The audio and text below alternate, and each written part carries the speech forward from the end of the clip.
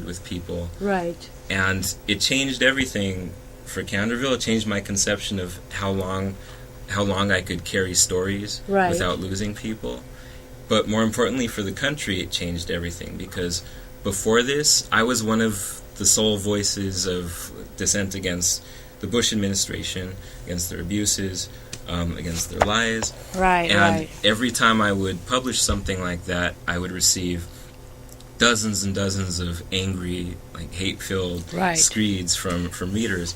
After Hurricane Katrina happened, and just because I was saying that they were incompetent. After Hurricane Katrina happened, and the whole country sort of realized how incompetent this administration was because of their response, I didn't get a single hate. I didn't get any more hate mail whenever I mentioned Bush. It was like the whole country all of a sudden came around to my point of view, and I knew what was going to happen. 2 years later, the Republicans were voted out of Congress, and I don't think it's any coincidence that just a handful of years after we saw black bodies floating in the streets of New Orleans, that we swore in our first black president. Incredible. You know, that's the beauty of art and culture. And you know, you watch comedians like Jon Stewart. They get away with saying what they really think, which are powerful political and social commentaries, but because they do it with laughter, an art form, that is not offensive, but people get it. Cartoon is the same way. Well, I mean, that concept goes back hundreds of years. In the Middle Ages, they used to say that in a kingdom only the court jester can tell the truth. Exactly. And that's true. Exactly. That's because they couch what they're saying in this, you know, this art form. If you make people feel good while you're delivering criticism, it's more palatable. Exactly. Well, let's talk about Barack Obama, right? It seems as though his administration kind of is overprotective of him. We see how in the last years of Bush, the cartoonists had a field day with him, the big ears, the buffoon-looking president. But then when Obama got elected as president, the first few months, I think somebody made a joke about him, and it's like, God bless. That is probably as strong as it is now. But tell us about how cartoon works. I don't. I haven't really noticed that. I was critiquing Obama a month after he was sworn in. As soon as Obama decided not to go after the people who ordered torture. The people who ordered the torture of prisoners, I turned on him. A lot of cartoonists turned on him.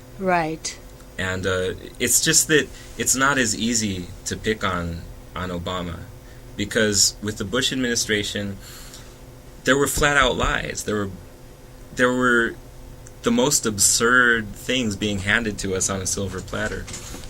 There was the president saying that he was gonna search the White House top and bottom to find out who was behind the leak of Valerie Plane's name. When all along it was them.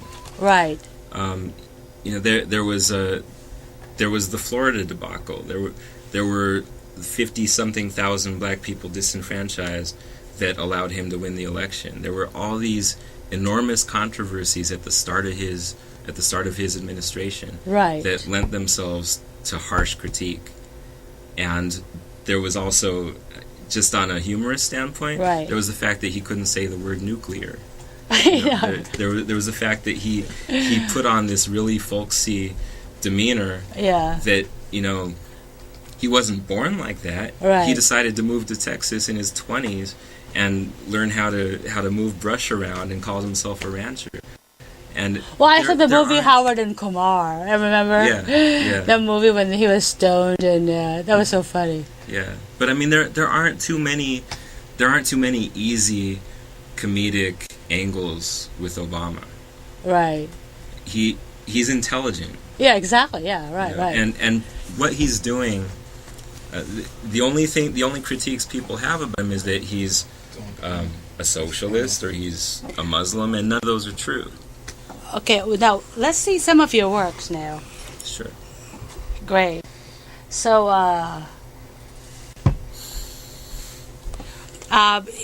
here's the cover of the book. Now, tell us about this. About the cover? Right. This is the one you were just talking about, Katrina's Ghost. Right. Well, the cover, I designed it myself to look like a whirlpool. All right. Because it's all about Hurricane Katrina. It's about America going down the drain. Oh, great. Okay, let's show some of his other works. These are nice cartoons. Yeah, that was I drew that lampooning the economic bailouts. You know, they bailed out the car companies, they bailed out the big banks. So I figured, why not bail out the comic strip industry? Right. Because that's not doing too well either. Newspapers are going out of business, and which you could see in that cartoon. Oh, that's good. We're out of business. Last issue, goodbye. Yeah, I mean, everyone's affected. Homeowners, newspapers, everyone. And some people are getting creative, trying to survive this economy. Oh, I like that. Like there are some people who are more creative than others. And that's an example of how I deal with race. Right. It's not really a black or white issue all the time. Sometimes it's a black and black issue. Right. Black and blacker issue. Like that's an example of how some people say if you don't talk black, then you're not black. And obviously, these are excellent work. Thank you. And that's Lamont grown up having the same problem. These are great, and this has been showing in the San Francisco the Chronicle, and other papers. Washington Post. You had it in Seattle too. Yeah, it's in the Seattle Times. It's in it's in about 100 papers. Wow. So I mean, how do you even do this work? I mean, I guess it's hard to fathom talent, but you get up. Do you have a schedule? Do you get up in the morning and start doing this like a job, or? Well, I have a weekly deadline. I have to turn in a week's worth of comics every week. So the first 3 or 4 days, I watch TV. I go out hiking. I talk to friends. I do a lot of things that cause my friends to say I'm unemployed. But what I'm doing is I'm getting ideas. And then I sit down at the end of the week and I pound out a week of cartoons. And then it starts all over the next week. Wow. Awesome. That's excellent work. I love Calvin and Hobbes. That's my favorite cartoon. Yeah, that's actually a huge inspiration for me. That was the cartoon that I drew. You're selling this, right? This is for sale or something? Yeah, that's for sale on the Canterville website. Okay. I saw a large poster of that. Calvin and Hobbes was a huge inspiration because it taught me basically that you don't have to have a typical punchline at the end of every comic strip. All you need to really do is tell some kind of ironic truth. Whether it's funny, whether it makes you cry, whether it does... As long as it makes you feel something and it's true, then people will appreciate it and you're accomplishing something. Excellent. And you have these cartoons at the main library. Not the ones that you just showed, but there are other cartoons mostly dealing with political commentary and racial commentary. Right. Because the exhibit is about cartoonists of color as social commentators.